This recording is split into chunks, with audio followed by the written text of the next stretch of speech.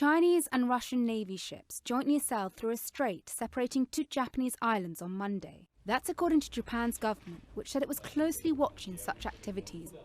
The Tsugaru Strait separates the Sea of Japan from the Pacific and is considered international waters.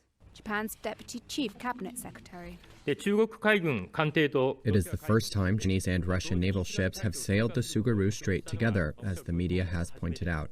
The Japanese government has a strong interest in the activities of Chinese and Russian naval ships around Japan, so we are closely monitoring.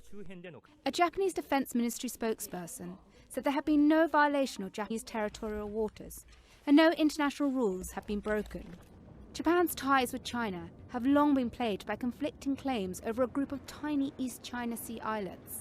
Tokyo has a territorial dispute with Moscow as well. Beijing and Moscow have sought closer ties in recent years, as their relations with the West have soured.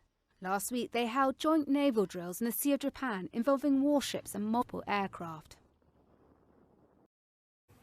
A Justice Department effort to root out Chinese espionage at universities has run into a buzzsaw of controversy. A series of criminal cases brought by prosecutors against professors and researchers as part of the so-called China Initiative have fallen apart.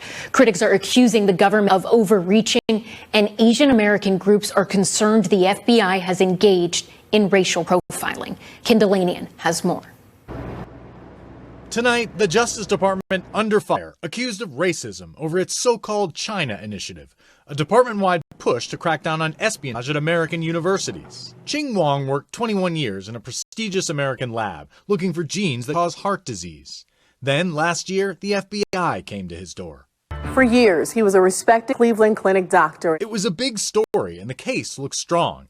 In a 25-page complaint, the Justice Department accused Wong of deliberately hiding his ties to a Chinese university.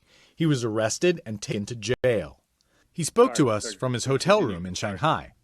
It was a huge shock to me. What was going through your mind at that moment? I thought, everything is finished.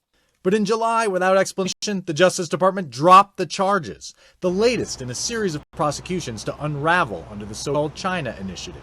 Wong's lawyer said that all his client did was make mistakes on forms designed to disclose conflicts of interest. To date, the China Initiative has not produced the results which justify alienating Chinese and Chinese American academics in American universities who are essential to our innovation system.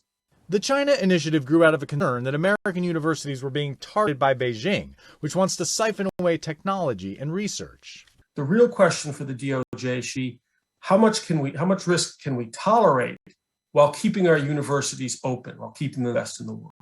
Few dispute that Chinese spying in America is a major problem, but critics say the Justice Department's focus on academic institutions is misguided. Hundreds of prominent professors signed a letter to the Attorney General saying that the China Initiative amounts to racial profiling. Our greatest strength is our openness. And if we wind up thwarting the ability of people to exchange ideas, we will not make discoveries. We will not be the leaders. Last month, a Chinese-born researcher at the University of Tennessee was acquitted by a judge of failing to disclose ties to China. In July, 5 cases against Chinese researchers were dropped in a single day. Do you think racism is at play here? Absolutely. Why do you target only Chinese people?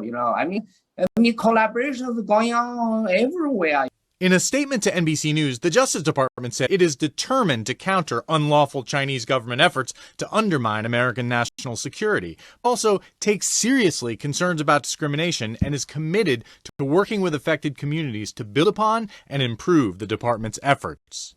The Cleveland Clinic said in a statement that it fired Wong for policy violations. Now he's looking for work in China. The U.S. worries they're going to lure scientists and their ideas and their research back to China. Right. I'm pretty sure many people will move back to China. So that's actually doing a favor to the Chinese government. Ken Delanian joins us now. Ken, what else is the Justice Department saying about this? Is there any talk of change? Ellison, the Justice Department is standing behind this effort tonight because they say that Chinese efforts to acquire American technology are a huge threat. And in fact, the FBI is opening a new Chinese economic espionage case every 12 hours. But some former officials I spoke to are urging a different approach. For example, one is saying that the government should offer amnesty to professors who have relationships with Chinese universities so that they can come forward and disclose those ties without any risk of prosecution. So far, Ellison, the Biden administration has chosen not to go that